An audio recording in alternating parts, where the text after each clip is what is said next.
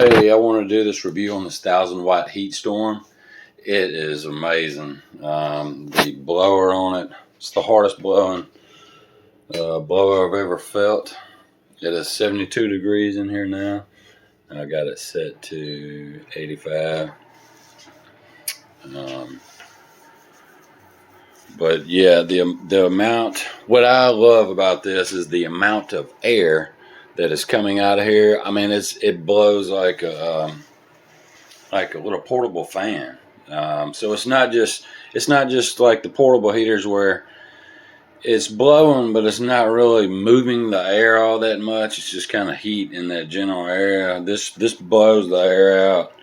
I mean, 4 or 5 good foot. So that's what I love about it. It'll beat my portable 1500 watt any day.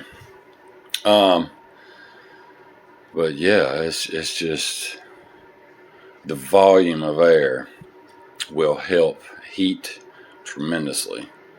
The reason I went with 1000 is because this is not a dedicated circuit. So I have a couple of suggestions with this. If you're worried about, I mean, these things have safety features built in, but you kind of want to figure out, your outlets. If you do it like I did mine, you really don't want to run heavily current stuff on the other outlets, which this run is only running a couple of lights, which doesn't use a lot of energy, so I'm good there. What I also did, what I recommend, if you want to be just extra triple safe, install a GFI AFI plug to go with it. That is a ground fault interrupter and a arc fault interrupter. It's called a GFI and AFI outlet. So you got double protection there, as well as your built-in safety features with this. So should be good there. Also, with the 1000 watt, you're not sucking your amps through your wire as bad as a 1500 watt. 1500 watt is you kind of want a dedicated circuit. You're really not supposed to, just plug it in to any outlet in your house, which I've done and many people do. But it's kind of a long view. Sorry, the air comes in here and you have your filters and they just pops out and you can clean them.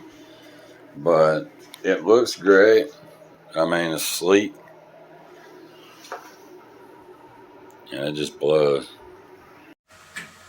Alright, I don't normally do video reviews, but for this heat storm, this on-wall mount infrared heater, this is insane.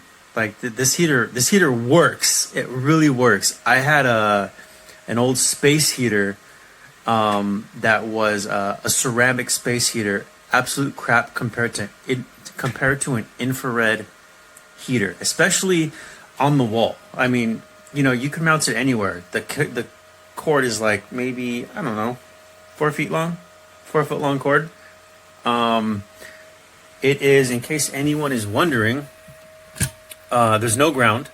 So if you have outlets that, for example, my outlet has a faulty ground, hence open ground, I gotta fix that. But the fact that it doesn't require ground is pretty cool, because if you have an older house that doesn't, have grounded outlets, you can use it and it works just fine.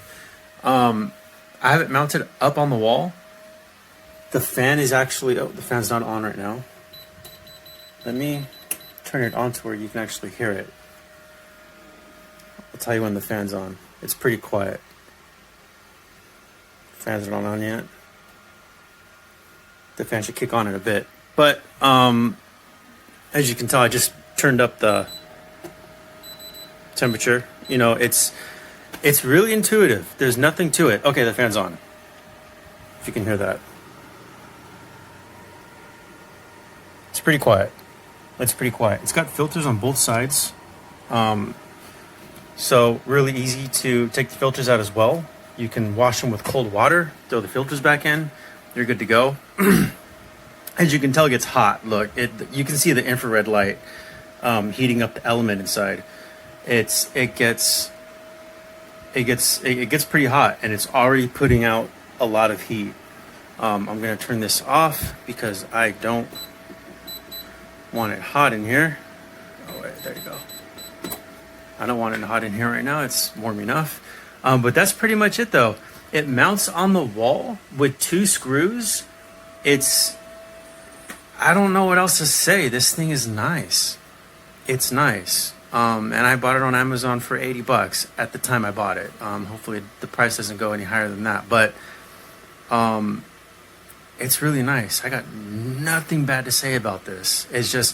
It's on, it puts heat out instantly, it turns off. As you can tell, it monitors the temperature in the room. It turns on when it needs to, it turns itself off when it needs to. It's a pipe dream of a heater. People that talk negative about this heater, maybe they got a faulty one, I don't know, but this damn thing works. I do live in Michigan. I purchased this in 2020, and it was early December. I liked it, the idea of putting this on the wall in the living room, until it warped in the back, and I decided to put it away, and I ended up bringing it back out, being it's 2022 and it's getting kind of cool. I decided to plug it back in, and for some odd reason up here it says that it's locked. So I then try to use the remote to unlock it, but my remote won't work even with the new batteries and whatnot. So I honestly think that this was just a waste of $90, because it did not even last till the next year. I only used it for a few months in December. So December of 2020, January, February, March, got put away. Used it again last year for a few months, not even for the whole winter either, because I do have a kerosene heating system, so this comes in handy whenever I don't want to turn on the kerosene.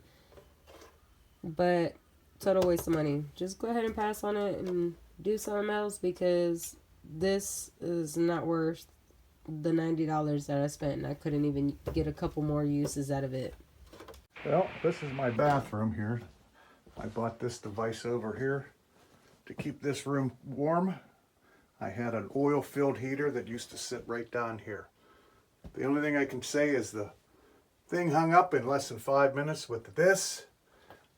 But this is the temperature in the room, 68.9.